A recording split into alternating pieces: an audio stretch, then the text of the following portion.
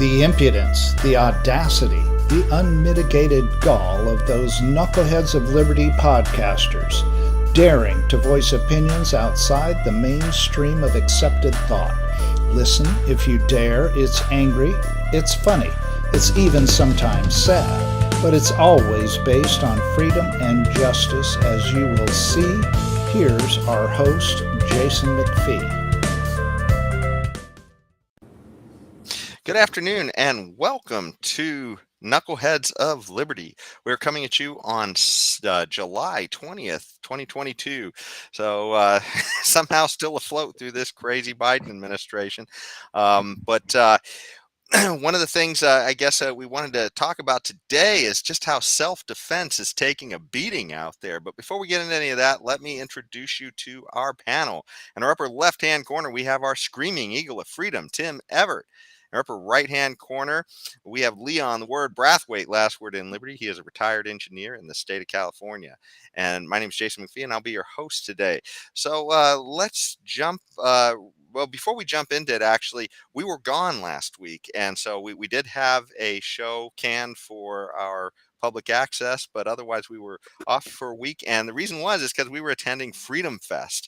And so we're going to have a lot of stuff that we're going to be bringing to you in the coming months, including next week. We hope to have a show that show some of the short interviews we took while we were there and some of the action we saw, but we're hoping also to get a lot of long interviews from that as well in the coming weeks. So great time we had there. Me and Leon were there wandering around and learning all kinds of great stuff, meeting all kinds of great people, and boy, that's great time. And by the way, too, one thing that's going to be in Memphis next year. So if you're, out in that neck of the woods, something to look forward to.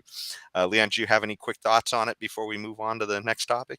I thought FreedomFest was great, wonderful. Like you said, you met a lot of great people. We even met the head of the National Libertarian Party, Angela McCardle. We have a short interview with her, which we play at some point in time. But the whole thing was great. I mean, we met so many interesting people. Rand Paul was there and various other people. Steve Forbes. It was good. It was great. It was great. Okay. Well, so let's get on to our first topic of the day. Boy, I tell you, self-defense is just taking a beating, and the topic that's been making the news, and it happened just after we did our tapings for the last show, so we didn't get to talk about it over this 2-week break. But Jose Alba, and a lot's happened with him, bodega worker in New York City, and he was attacked by. Essentially the background was you had this guy. He was a migrant bodega worker, a senior citizen, I think. He was an honest guy, no record. He's 61. He's 61. Yeah, 61 years old. And, absolutely no issues at all. But he had somebody come in. They tried to buy a bag of potato chips with an EBD card, and the EBD card didn't clear. He tried to run it a few times, didn't clear. And the person threatened him and brought their boyfriend back to beat him up, or to threaten him at least. Shows him getting in fact, let's show I'm going to show the video here, and we'll talk over it a little bit while it's going here. But essentially, this is Jose Alba, okay, a senior citizen. He is working, and this guy is threatening him because he, he's upset that his girlfriend's EBD card didn't clear, and why he's not getting the bag of potato chips. So he's back there now. He's assaulted him at this point, and it's not looking good for Jose Alba. But as things progress, Jose Alba is going to exercise his right for self-defense here, which, by the way, a lot of people on the left clearly don't believe that you have a right for self-defense, as Prime Minister of Canada Justin Trudeau has said. So at this point, Jose Alba has picked up a knife that was sitting back there. They've cut that part of the clip, and Jose Alba wound up killing his assaulter. And Jose Alba was also stabbed by the woman who wanted the free bag of potato chips too, apparently, while all this was happening. And when the police showed up, they didn't arrest the person who stabbed Jose Alba. they arrested Jose Alba. They arrested him and this migrant, and they sent him to Rikers Island in New York City. So this is absolutely ridiculous. And they also hit him with a $500,000 bail, which is something that he had no means to come up with, or any percentage of that, in order to be able to remain out of prison at this time. And it created quite an outrage in New York. A lot of people saw the video. Thank goodness there was video, because had there been no video, this man would probably be rotting right now in Rikers Island, for some kind of woke social justice cause or something like that. It's just absolutely awful. But because there was video, and because it was put out, this man is now finally been released, and this just happened yesterday. Actually, this is the wrong clip, but apparently they just gave him the release yesterday. And they dropped all charges. But absolutely appalling that it took that much, when here was a person clearly doing nothing wrong, and he was assaulted, potentially life-threatening situation for him, and he goes to jail for defending himself. Well, gosh, I got to kick this off to you guys. What do you guys think about that? I mean, okay, Tim. I mean, Jason, think about this for a second. Tim, you guys think about this for a second. What is the reason that this guy was arrested before the investigation was even completed? You can't tell me the police could have looked at that video and still say, at least they would have had some doubt to say, well, did he commit murder, or was it really self-defense? If they looked at that video, any human being with half a brain should have been able to, at least at the end of that video, say, well, there's some doubt. Was it murder? Was it homicide, or was it self-defense? At least that. All right. I saw self-defense, but let us say, well, okay, you had a little doubt what was going on. Why was this guy arrested? You know why this guy was arrested? Because of the wokeness that is going on in our society, the tolerance of lawlessness, and the selective persecution of people depending on who you are.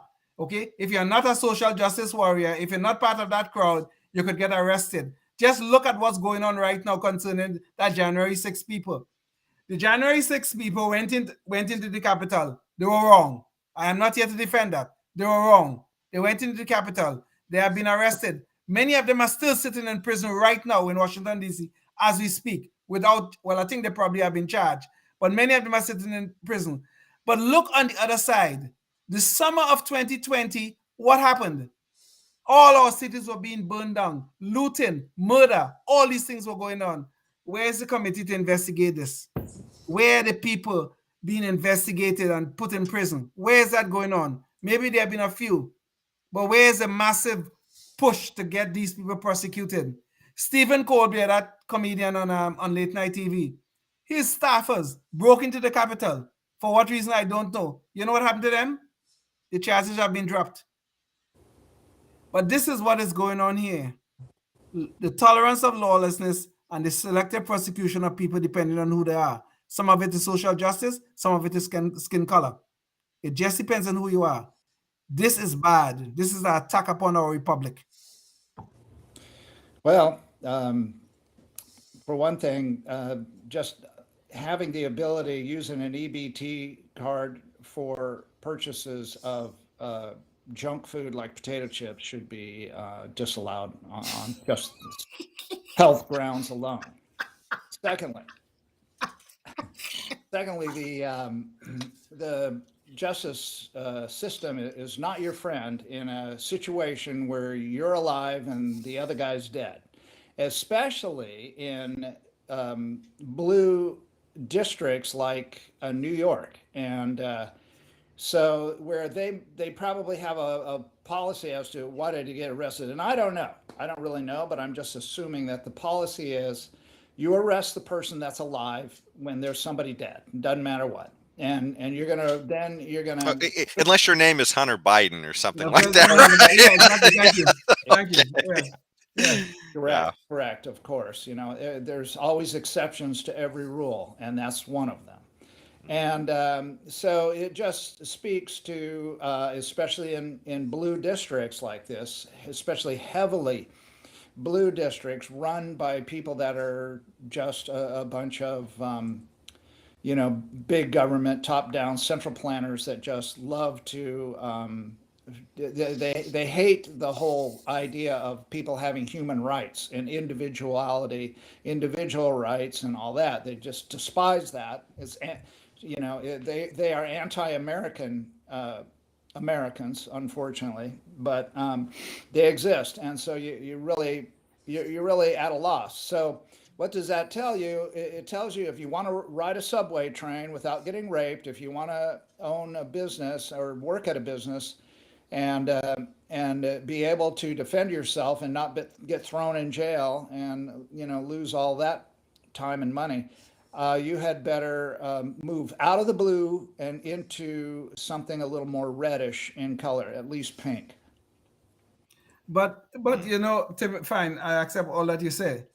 But the point is, the matter is the fact of the matter is, Alvin Bragg, who is the newly elected district attorney, he he don't even want to prosecute some of the worst crimes, or at least he's dropping charges against some of the worst crimes you see in New York City. Against who? Some of these people are correct criminals he's doing this against. But here's a man, Jose Alba. Here's a man who doesn't have a criminal record. The video clearly shows he was defending himself.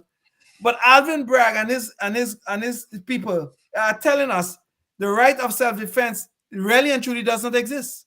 That's what they're telling us. Yeah, well, you brought up the second aspect of this whole blue state thing. If you're rightfully defending your rights, your personal rights, you're the bad guy. If you are wrongfully being a criminal and committing criminal acts against other people, then you're a good guy. Right automatically. And of course, a lot of it depends on your skin color, and So, your ethnicity. But yes. it's just that simple fact. I mean, I don't know. You put the second piece of the puzzle back together. Thank you, Leon. But it just means that even more so to get away from these kinds of jurisdictions where the good are punished and the bad are let go, you've got to get out. Just simply get out. I mean, I know it's tough, and Yeah. I know it's not an easy solution, but it isn't going to get better. And here's the cynic in me popping out. It's not going to get better. You're not going to change the district attorney in your jurisdiction. So you've got to go to a jurisdiction that has a district attorney that champions the rights of the individual over Yeah. the collective. That's what you have to do. Yeah. Well, Yeah. before we get too far off, you had mentioned earlier, Tim, some of the consequences that can happen to this. The idea when you don't allow people to defend yourself, things that can happen on subways, for instance. And so let me bring you all to another video that happened also out of New York City. So, wonderful blue state utopia here going on over there. So here was something that happened earlier this year where a woman was on a subway train in New York, and it was made the national news because while this strange kind of psychotic looking person it was on video, he was assaulting this woman and nobody lifted a finger to stop her, and that's what everybody was wondering about. Well, why would this how happen that nobody would do anything? Well, gee, I wonder why. If you have a district attorney who is going to put the full weight of the law against you, maybe send you to Rikers Island for Yes. standing up to defend yourself or somebody else you see being violated, why on earth would you do anything? I mean, this is insanity on stilts. I mean, like Tim was saying, get the hell out of places like New York. This is really just atrocious. But let me show you this video so that you can see what happened here. So this is a video that somebody took on, and now we just saw this odd person kind of walk right in front of the camera. There this person is. They clearly seem to be acting a little deranged here. This one person is trying to get away. This one woman tries to leave, and he grabs her by the hair. This is a person who does not know him. She's just happens to be sitting there, and you can see everybody standing there looking, nobody doing a thing. And she's clearly distressed. She's tried to get up, and we're going to see just a little bit more behavior out of this person that is just absolutely cringeworthy. Let me see here how much. Unfortunately, I can't advance the video from here. But essentially, this is the kind of behavior that you get in places where you have no right to self-defense. Now we see this person getting up. He's dragging the person with him by the hair. And then he's going to walk over to this other area of the train and start kicking the windows. But you just, what are you supposed to do? I mean, this is what you're being told by the good folks like Kathy Hochul in New York City, who don't want you to have a right to defend yourself, or the state of New York rather. And they're just absolutely fine. Oh, the other person goes, wonderful. This is what you get in a blue state utopia like New York. You guys want to jump in on this really quick? Oh, and by the way, there are a few other examples similar to this that have happened recently as well. In San Diego, near where you are, Tim, a man tried to come to a lady's defense, and he wound up jailed in the situation on a bus. And also on public transit in Pennsylvania, a woman was literally sexually assaulted in front of other people, and nobody did anything about it. So this is not a one-off. We're not talking about just oddities here. Okay, shoot, Tim. Yeah. Well, there's a lot of self-defense and carry people that train people to carry firearms and other types of weapons on their person to defend themselves. There's a lot of cautionary advice from those people, those instructors, not to intervene in situations that do not involve you or someone you are personally connected to, somebody that you care for. So not to intervene, and these are the reasons why, especially in these kinds of areas. Now, whether or not you're going to take that advice is up to you, of course. But they caution that you're treading on thin ice when you intervene in situations where somebody's being victimized that you don't know, because it could end up in you getting seriously hurt, killed, or if you end up killing or injuring the other person, being liable criminally for it especially in these certain jurisdictions.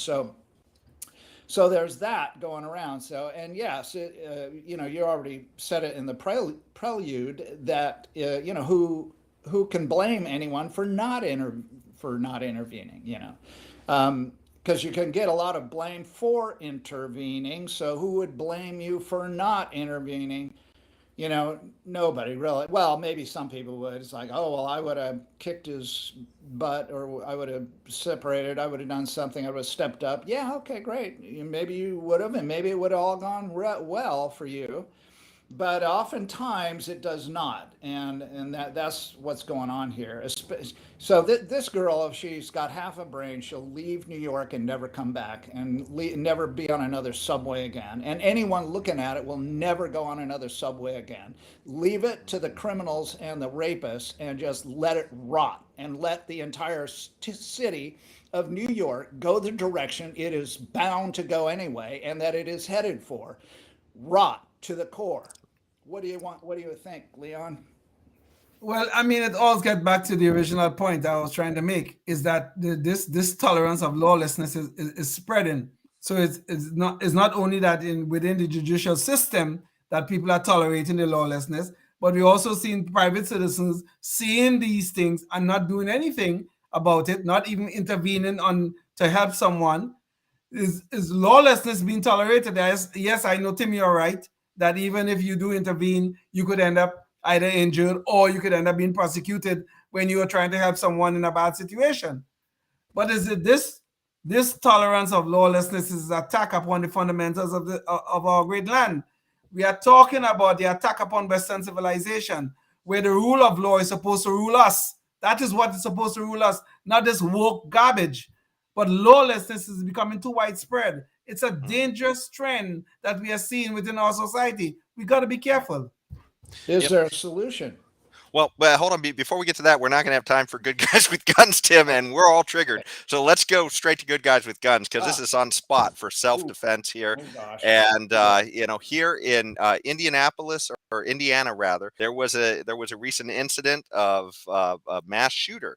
And Tim, you got anything on that for us? Yeah, I do. I'm looking it up. Give us another a little bit more background. Okay. Well, so anyway, so a guy came into a mall with a rifle and he started shooting. Now, this is a no gun zone, so I don't know how he managed to get into a no gun zone like a shopping mall with with his gun, because I've just never heard of that happening before. Do you think maybe he disobeyed the signs? I can't believe it, but I think that's possible, Tim. I'm shocked. I'm shocked. I'm shocked that anyone would suggest that. Yeah. Okay, so it's police say it took. Okay, what I'm doing is I'm kind of going a little bit off this article that you've got up there, because the article is about the critics. I'll get to that. Police say it took Elisha Dicken just 15 seconds to neutralize a man who opened fire on shoppers at an Indiana mall. Quick action, they believed, saved countless lives. Now, why do they use the word countless? Because you can't count what you don't know. This is going to become an example of the broken window fallacy of economics put into a self-defense situation. I can explain further for the people that don't know what the broken window fallacy is, and I will explain that. Next, the time lapse between the moment that Jonathan Saperman, the bad guy, exited the restroom and began shooting, and when he was shot by the civilian was only 15 seconds, not 2 minutes as previously reported. 15 seconds to engagement. Greenwood Police Chief James Eisen said in a statement Tuesday, the surveillance video shows Saperman exit the restroom at 5:56 and 48 seconds. He was neutralized by Dicken at 5:57, less than a minute later, and 3 seconds. The statement corrects a previous police timeline in which authorities said the incident lasted 2 minutes. No, 15 seconds. Police also revealed that a preliminary autopsy report on the gunman showed that he was struck 8 times and died of his wounds, meaning Dicken, the good guy, the good Samaritan, only missed the shooter twice despite engaging the threat from a distance with a handgun.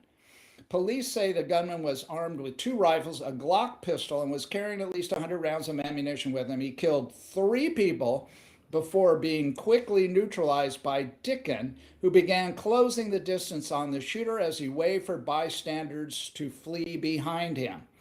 Eisen, the cop, said that Dicken's actions were heroic and very tactically sound, despite him having no police or military background. There you go.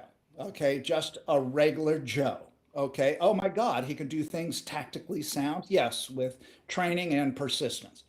Many more people would have died last night if not for a responsible armed citizen who took action within the first 2 minutes, within the first 15 seconds of this shooting, Eisen said. Guy Relford, an attorney hired to represent Dicken, the good guy, said he was proud of his client's actions at the mall. I am proud to serve as Eli Dicken's attorney and spokesperson, Redford said in a statement. He was a true American hero who saved countless lives, and once again, the word countless lives, during a horrific event that could have been so much worse if not for Eli's courage, preparedness, and willingness to protect others. Here is the brilliant response from the left, and this shows the divide that exists between people with a brain and people without, okay? And those on the left are the ones without.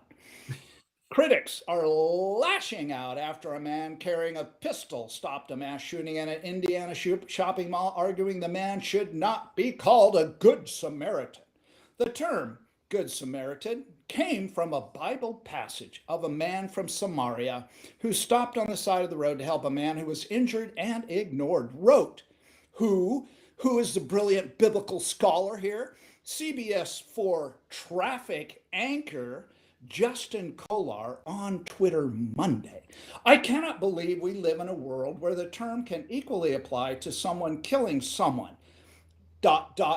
My God. Well, Mr. Biblical scholar Justin Kolar, how do you reconcile King David's killing of Goliath with a rock? How does that, mesh with your idiocy and your biblical moronic lunacy and Tim, lack of... I think you found our Knucklehead Noise Patrol for the week. It's these people I responding to the shooting. Anyway, but there's more. I mean, it's all typical lunacy. Should I continue with the lunacy from the left? Would you like me to? What do you think? Well, only for 30 seconds, so we can wrap up. Okay. All right. Okay, here. Let's see. Okay, so other people praised him for quick reaction. We got all that, and then here we go. The Good Samaritan paid for an unknown immigrant's health care out of pocket. Comedian John Fugelsang wrote on Twitter, the Good Samaritan did not shoot anyone. Jesus was not a fan of killing for any reason, including self-defense. BS.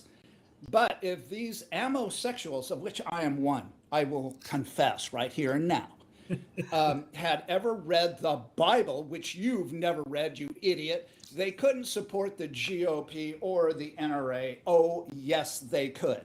And they do. And they will. And you're an idiot. So there you go. I can't even read it anymore. It's just further complete leftist idiot. Well, it sounds like just absolutely too many knuckleheads on that side of the issue. Yeah. Not the good kind of knuckleheads either. Yeah. What do you think about that, Leon? Well, I mean, these people are insane. Obviously, they're clearly insane. A guy out of his own heart decides to defend people who are under attack with some lunatic with a rifle, and who they go after? They don't go after the lunatic who's trying to kill innocent people. They go after the guy who actually stopped the guy, right? Who stopped the lunatic. And he stopped them because he brought a gun into a gun-free zone, right? I mean, literally, if he didn't have that gun, how many more people would be dead? Exactly. Right? Exactly. So, yeah. So it's just absolutely lunacy on stilts that people are, not praising this guy as a hero. But, we're near the end of the show right now. And I just wanted to remind everybody that next week we will be giving you more from our trip to FreedomFest. So definitely tune into that. And until then, with all these lunatics on the left running things, do your best to stay free. Till next time. Indeed.